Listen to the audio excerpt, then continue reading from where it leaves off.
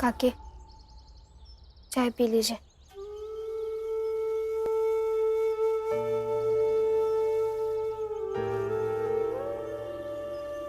फुलिया काकी, पी लीजिए चाय। मैं जानता हूं कि परेशानी है, लेकिन चिंता मत कीजिए, वो भी सुलझ जाएगी।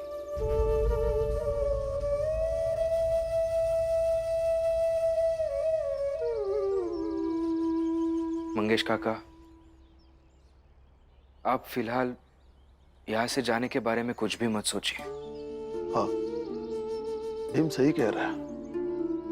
इन चालों वालों के साथ ये लड़ाई एक बार तो जितनी ही होगी। पुरुष और स्त्री दोनों में मापदंड एक समान होना चाहिए। चलो, इस बात का एक फायदा तो होगा कि इस चाल में दूसरा कोई मर्द जोकू बनने की हिम्मत नहीं करेगा। जब हमारा ब्याह हुआ था ना, हमारी सास हमारे हाथ पे जोखू का नाम गुदवाई रही। गुदवाने में बहुत दर्द हो रहा था, तो हमसे कहीं कि बहुत दर्द सह ले, कहे कि पति का नाम एक बार हाथ में लग जाने से वो जिंदगी भर साथ देता है, तो दिल में जगह बन जाती है।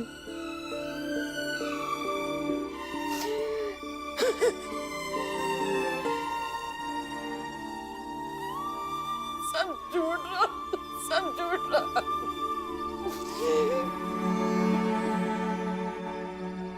रो मत फुलिया, रो मत।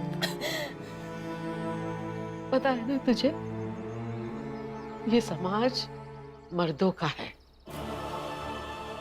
मर्द कुछ भी कर सकता है, अपनी बीवी को घर से बाहर निकाल सकता है, अपनी बीवी पर हाथ उठा सकता है, कुछ भी कर सकता है।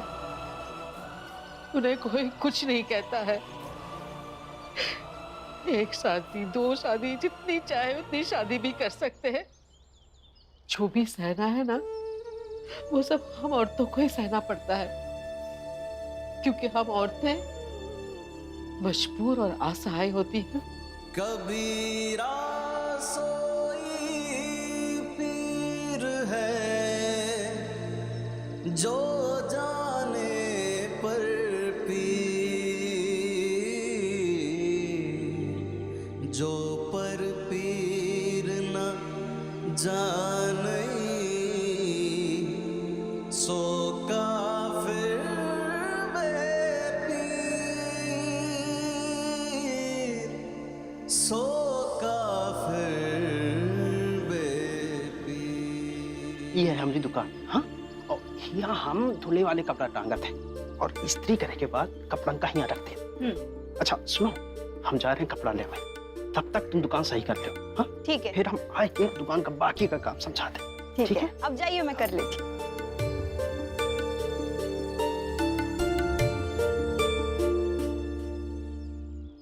नहीं संभाल पाएगी तू ये दुकान। जवान हो, मर्द को अपनी अदाओं से फंसाना तो आसान है, लेकिन जिस मेहनत और ईमानदारी से फुलिया ने इस दुकान को बनाया है ना, तू एक दिन भी नहीं संभाल पाएगी, समझी? छोड़, क्या कर रही है? छोड़ मेरा हाथ। ज्यादा ना ज्योतिषी मत दिखाओ कि मुझसे क्या होगा और क्या नहीं होगा। और ये मत भूल कि मैं तुझसे जात में बहुत बड़ी हूँ, इसलिए अपने जात के हिसाब से रहो, समझे? छोड़।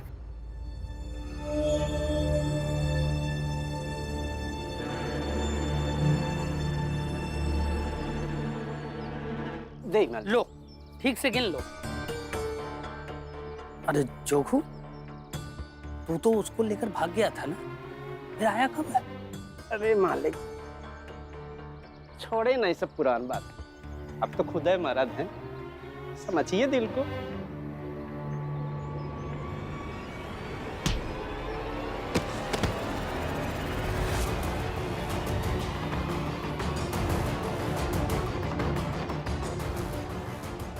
मेरी बहू को लेके भागा था, हाँ?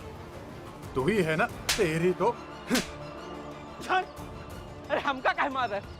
ये बात तो खुद जाके अपनी बहू से पूछो ना, तू हमरे साथ काहे भागी थी?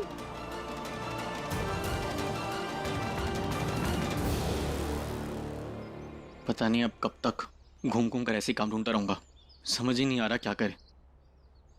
चल बाहर निकल, निकल बाहर। मैं नहीं जाऊंगी। तू पूछेगी मुझसे कि मैं कहा था? हाँ? तो पूछ लिया तो क्या हुआ? आप भी तो मुझसे पूछते हो ना कि तू कहाँ थी? अरे मैं मर्द हूँ, मर्द, और मैं कुछ भी कर सकता हूँ, समझी? हम मर्द हैं, हम कुछ कर सकत हैं। रुकिए। ऐसा कहाँ लिखा है कि आप मर्द हैं तो कुछ भी कर सकते हैं? भाई साहब आप कौन? मैं भी आपकी तरह एक पति हूँ, लेकिन मेरे पत्नी के बारे में ऐसा कभी नहीं सोचता। तुझे जो सोच रहे हैं सोच, यहाँ ऐसे आगे ज्ञान मत झाड़, समझा? चल निकल यहाँ से। क्या आप अपनी पत्नी को ऐसे रास्ते पे लाकर मार रहे हैं? आपको अजीब नहीं लग रहा है? अरे मुझे कुछ भी नहीं लगता, मेरी पत्नी मैं कुछ भी करूं। अरे अजीब क्यों लगेगा? मजा आता है ना? भीमराव, तुम्हें देखकर मुझे एक मुहावरा याद आता है। तू कौन, मैं खामखा। मतलब पति पत्नी के बीच में तुम्हें बोलने की क्या आवश्यकता है? हाँ? एक बात याद रखो, तुम्हें इन्हें मार ही ठीक कर सकती है।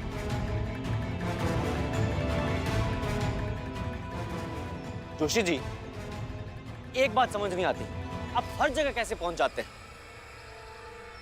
आनंद, नहीं समझ में आएगी, क्योंकि समझने के लिए बुद्धि की आवश्यकता होती है। हाँ, लेकिन समझाता हूं एक बार फिर। जहां जहां ये छोटी जात का भीमराव जाएगा, वहां वहां इसकी हद दिखाने ऊंची जात का नरोत्तम जोशी भी पहुंचेगा।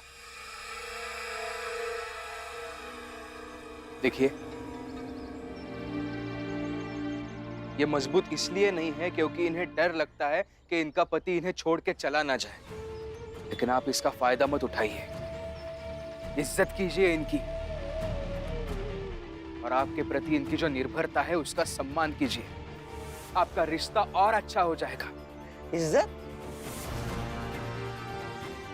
नहीं मिलेगी तुम्हें, इन्हें कभी भी इज्जत नहीं मिलेगी भीमराव। नरोत्तम जी, इज्जत सबकी होती है। तलवार का काम अगर सुई नहीं कर सकती तो याद रखिए, सुई की जगह भी तलवार कभी नहीं ले सकती है। अरे वाह, क्या भाषण दिया है! तुम्हारे इस भाषण से दुनिया नहीं बदलने वाली भीमराव। देखना है? देखो, इधर आओ। ये लो पैसे, और अपनी पत्नी को और मारो, ताकि इसे समझ में आ सके कि इसके बोलने से दुनिया बदलने नहीं वाली। जाओ। अरे आपको कुछ शर्म नहीं आ रही है क्या? क्या कर रहे हो आप? अरे पैसे लेकर मार कर रहे हो बीवी को? अरे खोलिए ना दरवाजा। भीमराव, खटखटाओ और खटखटाओ, लेकिन तुम्हारे खटखटाने से कुछ बदलने नहीं वाला। तुम्हें और इन्हें कभी भी इज्जत नहीं मिलेगी भीमराव। ये आपकी गलत धारणा है, लेकिन आप और आपके जैसे लोग एक दिन जरूर समझेंगे। हर इंसान, चाहे वो औरत हो या छोटी जात का, इज्जत और बराबरी का हकदार होता है।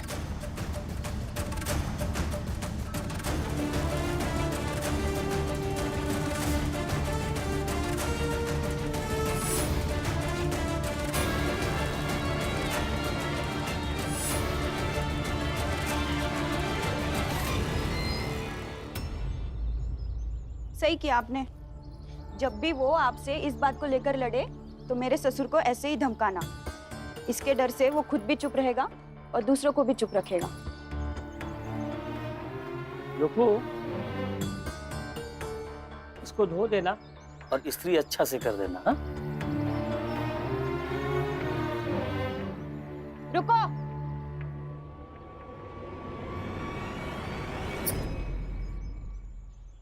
फुकट का अब कोई कपड़ा साफ नहीं होगा यहाँ।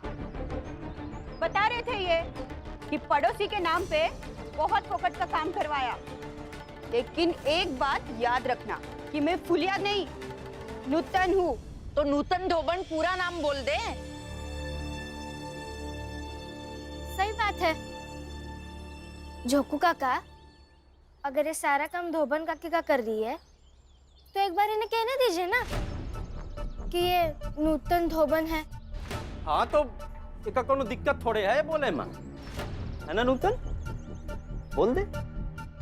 तो सबके सामने बोल दे कि ये धोबन हो गई है, नहीं तो हम सब समझ जाएंगे कि ऊंची जात की ठसक अभी भी है। नूतन बोल दो। बोलो।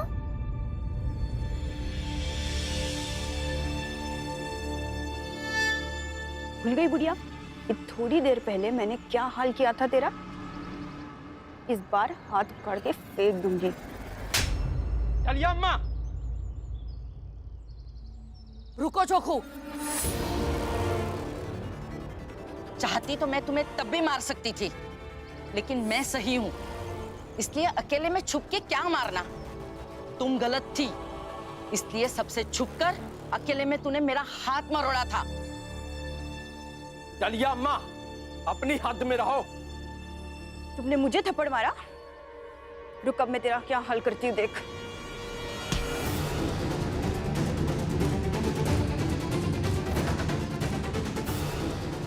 अम्मा है वो मेरी। अम्मा का मतलब आई होता है। मेरे रहते हुए तू हम पर हाथ नहीं उठा सकती है। छोड़, छोड़ मुझे, छोड़। रमा,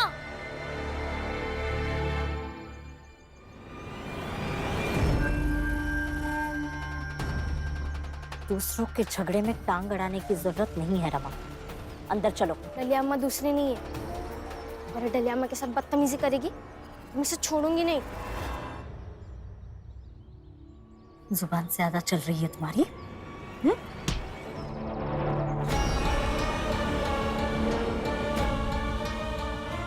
जैसे मैं इसकी अम्मा हूँ, वैसे ये मेरी बेटी हुई।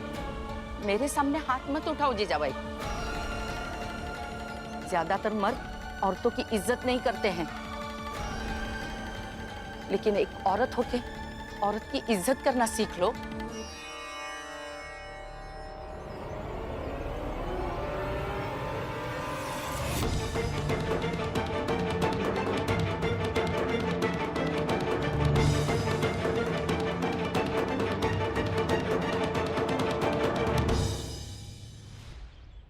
लीजिए चाय पीजिए हमनी तरफ से। लेकिन कौन सी खुशी में? एक खुशी में आज ही के दिन इन्हीं खट्टू के संग में हमारा ब्याह हुआ रहा। पता नहीं केकरा नजर लग गया, मेरी हंसती खेलती जिंदगी को सब बर्बाद हो गया।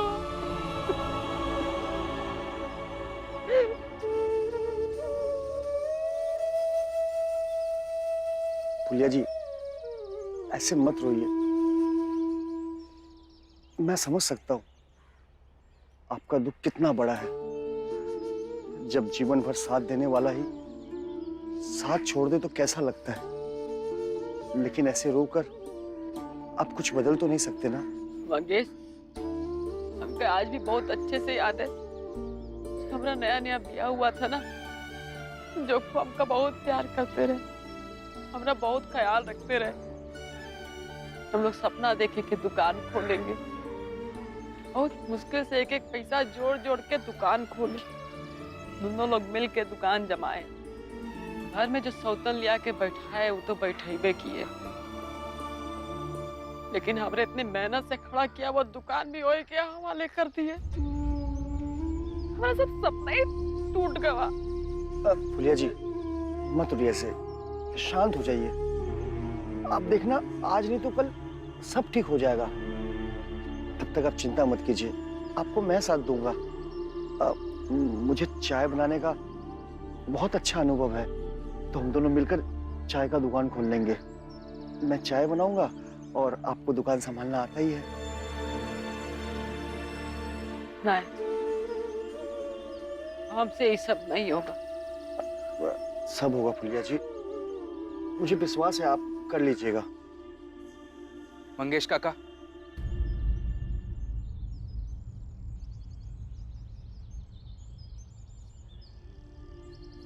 आप बहुत अच्छे हैं मंगेश काका। आप कितने अच्छे से अभी काकी को समझा रहे थे। इस दुनिया में ऐसे बहुत लोग हैं जिन्हें आपसे आपकी अच्छाई सीखने की जरूरत है। पता नहीं इस दुनिया में ऐसे लोग होते ही क्यों हैं जिन्हें लगता है कि औरतों की कोई इज्जत ही नहीं होती है। पता है भीम, एक औरत अपने पूरी जिंदगी भर खाली एक चीज पे उम्मीद करत है, वो है इज्जत। जब औरत बेटी होता है तो अपने माँ बाप के घर की इज्जत होता है, जब बड़ी होता है ससुराल जाता है तो अपने ससुराल वालों की इज्जत होती है। लेकिन ओकरा अपनी कोई इज्जत नहीं होता है। जब जेका मन करे उनकी बेइज्जत कर सका।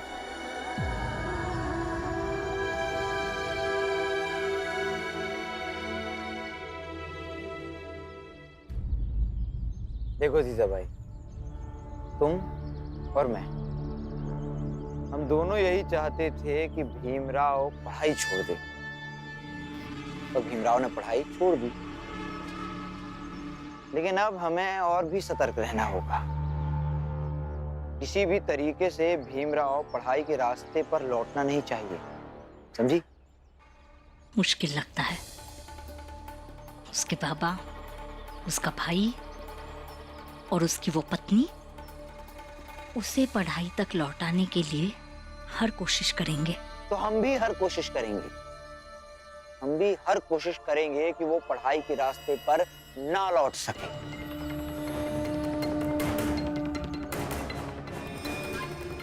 इसका सबसे अच्छा उपाय पता है क्या है जीजा भाई? उसे कोई नौकरी दिलवा देते हैं। एक बार पैसे कमाने की लत लग गई तो पढ़ाई के रास्ते पर लौटेगा नहीं कभी।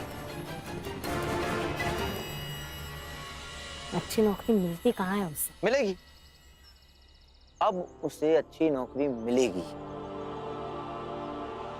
तुम बस एक काम करो,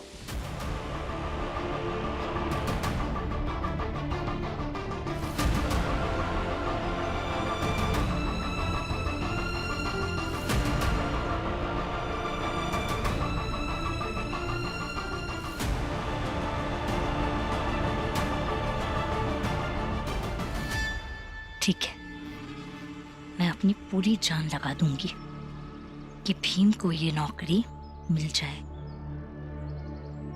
फिर ठीक है, इनके खिलाफ मेरी भी कोशिश जारी रहेगी। अब पति को अपनी ही सास से बचाना है तो वही सही।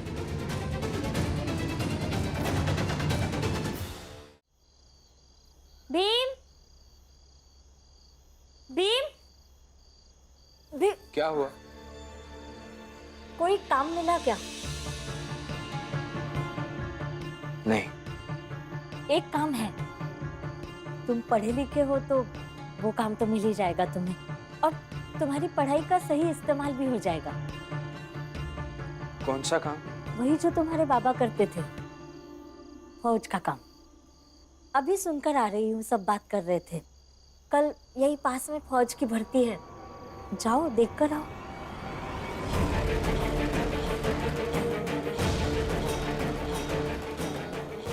लेकिन आई,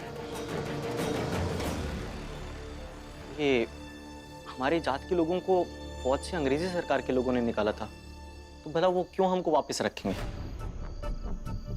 जो फौज में भर्ती करेंगे वो काका के परिचित हैं। काका उनसे बात कर लेंगे, जात को बीच में नहीं आने देंगे, निश्चिंत रहो। तुम्हें बस इतना करना है, किसी भी तरीके से भीमराव को मनाओ और उसे वहां भेज दो। होना ना होना बात की बात है, जाने में क्या बुराई है। और ऐसा तो होगा नहीं कि उनकी फौज में हमारी जात का कोई काम ही नहीं करता होगा। वैसे भी निकाला तो हमें कॉलेज से भी जाता है, सार्वजनिक जगह से भी जाता है, लेकिन फिर भी भीम जाता है ना कॉलेज, बागीचे में जाता है पढ़ाई के लिए।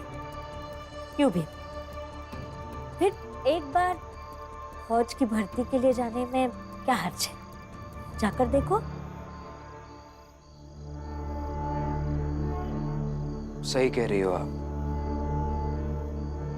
मैं कॉलेज जाता हूँ, बगीचे में जाता हूँ, लेकिन फौज में जाकर काम नहीं करूंगा।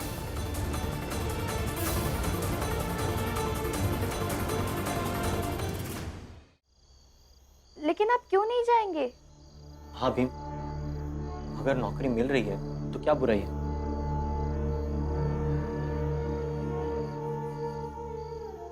तुम मरोगे तो देश के लिए, आजादी के लिए। तुम मरोगे, मैं आऊंगा, और फिर ये आएगा, और ये सिलसिला यूं ही चलता रहेगा, और एक दिन हमें अंग्रेजों से आजादी मिल जाएगी। इनकलाब जिंदाबाद। नहीं, मैं फौज में नौकरी नहीं करना चाहता।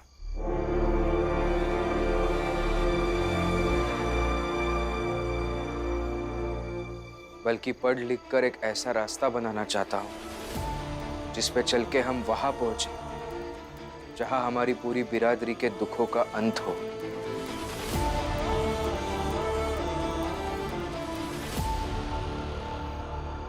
वही बड़ी बड़ी बातें कर रहे हो भीम। अंग्रेजों के फौज में तुम्हारे बाबा ने भी तो नौकरी की थी। लेकिन भीम कुछ और करना चाहता है, तो इसमें किसी कोई दिक्कत है?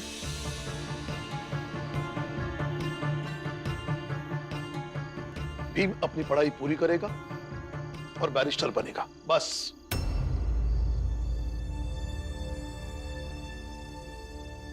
बचपन से भीम का भी यही सपना है, और हम सबका भी। हो गया, ना नौमन तेल होगा, ना राधा नाचेगी। यहाँ मैं परिवार के भविष्य की बात कर रही हूँ, और आपको इसके सपने की पड़ी है। क्योंकि भीम के सपने में सिर्फ परिवार नहीं, बल्कि पूरा समाज है। उनके भविष्य की चिंता है, उनके तकलीफ की चिंता है। हाँ, मैं भी पढ़ लिख कर देश और समाज की सेवा करना चाहता हूँ, और इसे पढ़ लिख कर ही किया जा सकता है, अंग्रेजों की फौज में भर्ती होकर नहीं।